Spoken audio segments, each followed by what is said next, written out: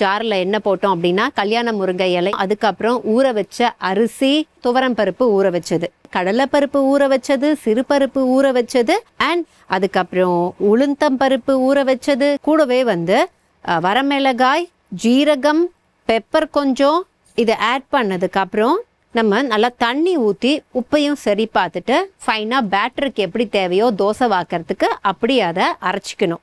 இதுக்கான தாளிப்பு ரெடி பண்ணோம். ஸோ தாளிப்புக்கு என்னென்ன போட்டோம் அப்படின்னா தேவையான அளவுக்கு எண்ணெய் போட்டு கடுகு, ஜீரகம், உளுத்தம் பருப்பு போட்டு நல்லா அது பொரிஞ்சு வந்ததுக்கப்புறம் நறுக்கிய வெங்காயம் போட்டோம்.